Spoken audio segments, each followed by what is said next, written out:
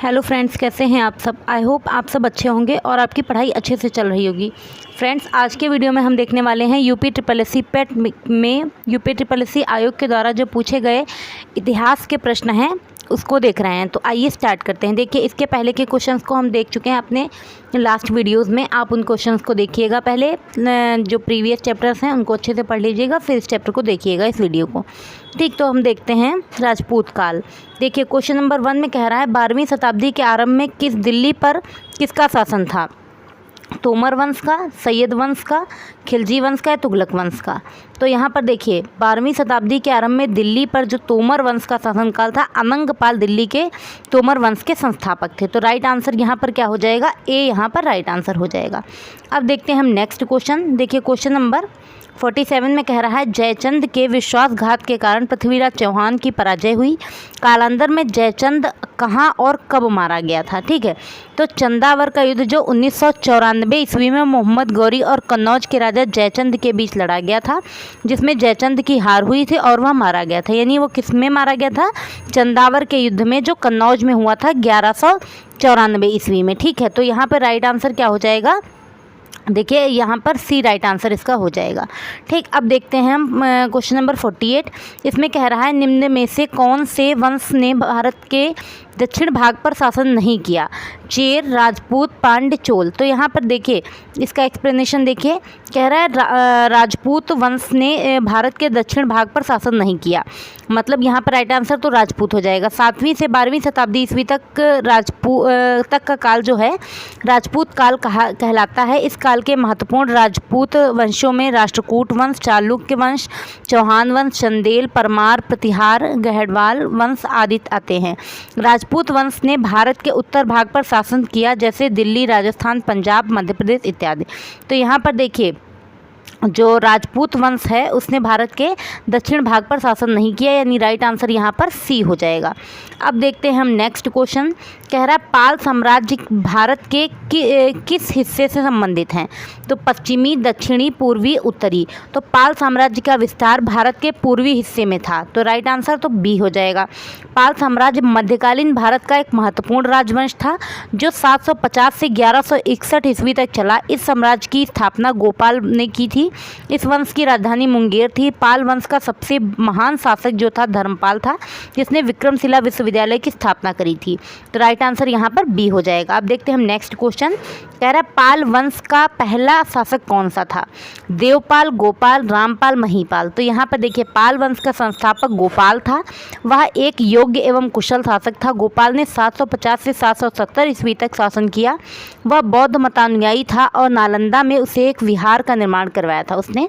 तो यहाँ पर राइट आंसर क्या हो जाएगा, पाल वंश का शासक कौन था, गोपाल था। ठीक, अब देखते हैं हम सल्तनत काल। तो यहाँ पर कह रहा है कुतुबुद्दीन ऐबक का संबंध, कुतुबुद्दीन ऐबक किस राजवंश से का संस्थापक था। लोधी वंश, गुलाम वंश, तुगलक या फिर खिलजी वंश। तो ये राइट आंसर यहाँ पे गुलाम वंश की स्थापना करी थी कुतुबुद्दीन ऐबक ने। ठीक है, यह गौरी का गुलाम था। यह दिल्ली का पहला तुर्क शासक था। इसे लाख बख्श भी कहा जाता था। कुतुबुद्दीन ऐबक ने अपनी राजधानी लाहौर में बनाई थी। कुतुब मीनार की नींव कुतुबुद्दीन ऐबक ने ही डाली थी। दिल्ली का कुव्वत उल इस्लाम मस्जिद तथा अजमेर का 2.5 दिन का झोपड़ा का मस्जिद का निर्माण भी कुतुबुद्दीन ऐबक ने ही करवाया था। ठीक है, अब देखते हैं हम नेक्स्ट क्वेश्चन। तो देखिए नेक्स्ट क्वेश्चन क्या है। देखिए, क्वेश्चन नंबर 52 में कह रहा है भारत में शासन करने वाले दिए गए शासकों का काल क्रमानुसार सही क्रम बताना है आपको। ठीक, तो इसका एक्सप्लेनेशन में देखिए इल्तुतमिश जो ममलूक वंश से संबंधित है 1240 से 1236 ईस्वी तक। फिर अलाउद्दीन खिलजी जो है खिलजी वंश का है, तो ये 1296 से 1316। शेर शाह सूरी सूरवंश 1540 से 1545। अकबर मुगल वंश 1556 से 1605 ईस्वी। तो देखिए राइट आंसर यहाँ पर क्या हो जाएगा, बी राइट आंसर हो जाएगा। इस तरीके से यहाँ पर बी राइट आंसर हो गया। अब देखते हैं हम नेक्स्ट क्वेश्चन। कह रहा है लौह और रक्त की नीति किसने अपनाई थी। बलबन, मोहम्मद बिन तुगलक, अलाउद्दीन खिलजी, बाबर। तो यहाँ पे लौह और रक्त की नीति अर्थात कठोर नीति गुलाम वंशी शासक बलबन ने अपनाई थी। बलबन ने विद्रोहियों को कमज़ोर करने तथा सुल्तान की पद प्रतिष्ठा में वृद्धि करने के लिए यह नीति अपनाई थी। बलबन ने राजत्व सिद्धांत को ऊंचा करने के लिए सिजदा और पैबोस प्रथा का भी आरंभ किया था। बलबन ने नवरोज उत्सव भी शुरू करवाया था। तो यहाँ पे लौह और रक्त नीति किसने अपनाई थी? बलबन ने, जो गुलाम वंशीय शासक था। ठीक, तो इस तरीके से यहाँ पर राइट आंसर क्या हो गया? ए हो गया। अब देखते हैं हम नेक्स्ट क्वेश्चन, किसके शासनकाल में इब्न बतूता भारत आया था? इल्तुतमिश, मोहम्मद बिन तुगलक, इब्राहिम लोदी, अकबर। तो इब्न बतूता 1333 ईस्वी में मोहम्मद बिन तुगलक के काल में भारत आया, यानी बी इसका राइट आंसर हो जाएगा। वो मोरक्को का निवासी था।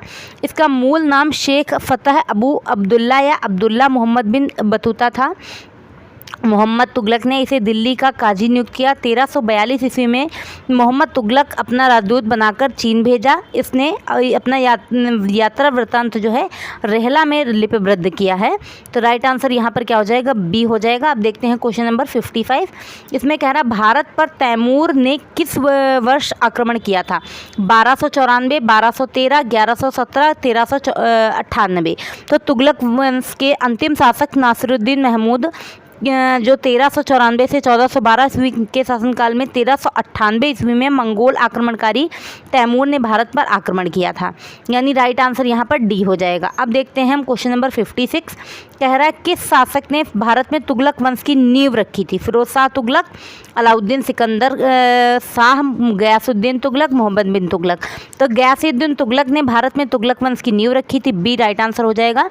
तुगलक वंश का संस्थापक गाजी मलिक या गयासुद्दीन तुगलक था। इसका संबंध करौना जनजाति से था। गाजी मलिक 8 सितंबर 1320 को गद्दी पर बैठा। इसने सिंचाई के लिए कुएं तथा नहरों का भी निर्माण करवाया। इसने तुगलकाबाद नामक नगर की स्थापना की। इस वंश में 3 योग्य शासक हुए, गयासुद्दीन, उसका पुत्र मोहम्मद बिन तुगलक, उत्तराधिकारी फिरोज तुगलक, यानी कि भारत में तुगलक वंश की नींव जो रखी थी वो गयासुद्दीन तुगलक ने रखी थी। राइट आंसर यहाँ पे बी हो जाएगा। अब देखते हैं हम क्वेश्चन नंबर 57। इसमें कह रहा है दिल्ली के अलाउद्दीन खिलजी के शासनकाल की अवधि क्या थी? तो यहाँ पे दिल्ली में, तो यहाँ पे राइट आंसर हो जाएगा 1296 से 1316। अब देखिए दिल्ली में अलाउद्दीन खिलजी के शासनकाल की जो अवधि थी 1296 से 1316 ईस्वी तक थी। इसका साम्राज्य अफगानिस्तान से लेकर उत्तर मध्य भारत तक फैला था। अलाउद्दीन खिलजी दिल्ली सल्तनत के खिलजी वंश का दूसरा शासक था। अलाउद्दीन खिलजी के प्रमुख विजय अभियान: गुजरात विजय 1298, जैसलमेर विजय 1298, रणथंभौर विजय 1301, चित्तौड़ आक्रमण 1303 ईस्वी में। अब देखिए क्वेश्चन नंबर 58 में कह रहा है खिज्र खान निम्नलिखित में से किस राजवंश से संबंधित था? गुलाम वंश, खिलजी वंश, सैयद वंश, शाह वंश। तो खिज्र खान सैयद वंश से संबंधित था। खिज्र खान दिल्ली सल्तनत के सैयद वंश का संस्थापक था। इसने मंगोल आक्रमणकारी तैमूर को सहयोग प्रदान किया था। बदले में तैमूर ने इसे लाहौर, मुल्तान और दिबालपुर की सूबेदारी सौंपी थी। ध्यातव्य है कि खिज्र खान ने सुल्तान की उपाधि धारण नहीं की, बल्कि वह रैयत ए आला की उपाधि से ही संतुष्ट रहा था। अब देखते हैं हम नेक्स्ट क्वेश्चन। कह रहा अमीर खुसरो, जिन्हें कव्वाली का पिता एवं भारत में का तोता भी कहा जाता है, किसके दरबार में दरबारी कवि थे? इल्तुतमिश, बलबन, रज़िया सुल्तान, अलाउद्दीन खिलजी। तो देखिए जो अमीर खुसरो हैं, अमीर खुसरो ने ही सर्वप्रथम भारत में संगीत में कव्वाली गायन को प्रचलित किया था। इन्हें भारत का तूतीय हिंद भी कहा जाता है। अमीर खुसरो ने 8 सुल्तानों के कार्यकाल को देखा था। वे अलाउद्दीन के दरबारी कवि थे, यानी राइट आंसर अलाउद्दीन हो जाएगा। अमीर खुसरो मुस्लिम कवि थे, परंतु हिंदी के शब्दों का खुलकर प्रयोग करते थे।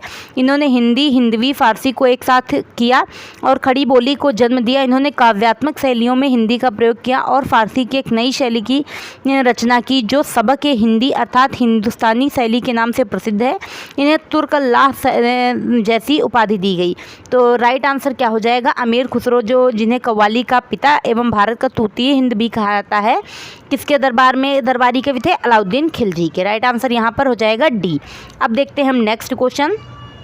देखिए नेक्स्ट क्वेश्चन में कह रहा भारत में सिकंदर लोदी का शासनकाल कब से कब तक था? 1421 से 1134, 1451 से 1189, 1489 से 1517, 1517 से 1526 तक।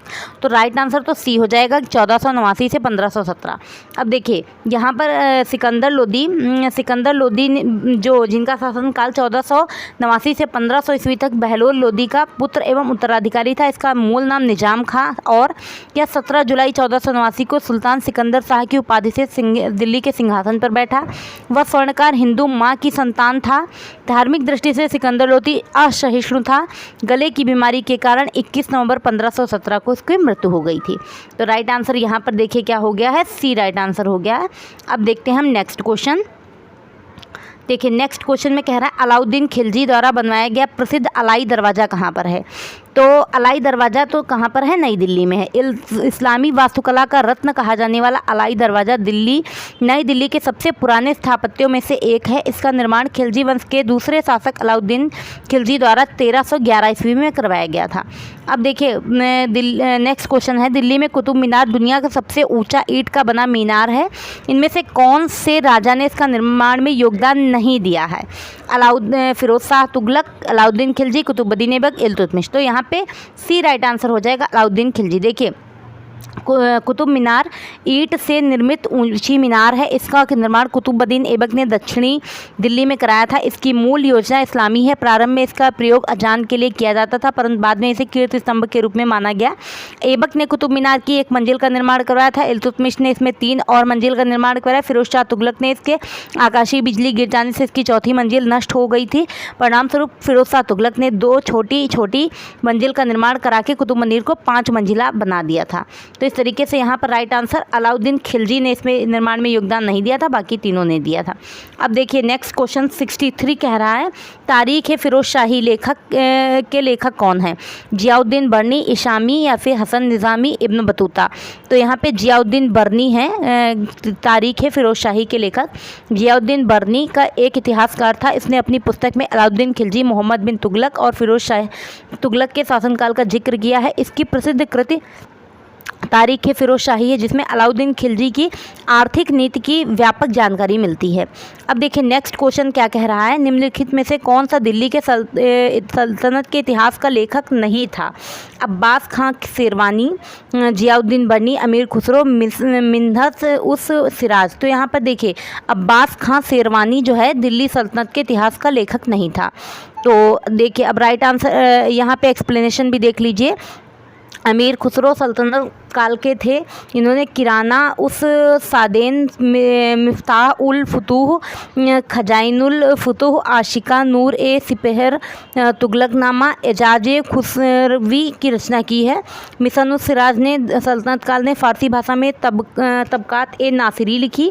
और जियाउद्दीन बर्नी जो सल्तनत काल में है, इनमें फ़ारसी में तारीख़ फिरोज शाही व फतवाए जहांगीरी की लिखी। तो इस तरीके से यहाँ पर राइट आंसर क्या हो जाएगा, उस खां शेरवानी। ठीक, अब देखते हैं हम नेक्स्ट क्वेश्चन। देखिए अब नेक्स्ट चैप्टर आ गया है मुग़ल साम्राज्य। ठीक है, तो इस चैप्टर को हम देखेंगे अपने नेक्स्ट वीडियो में। तब तक के आप पढ़ते रहिए इतने क्वेश्चंस को। और अगर आपको हमारी वीडियो अच्छी लग रही, आपके लिए हेल्पफुल है, तो प्लीज़ चैनल पर नए हैं तो चैनल को सब्सक्राइब कर लीजिएगा, लाइक शेयर एंड कमेंट कीजिएगा। Thank you.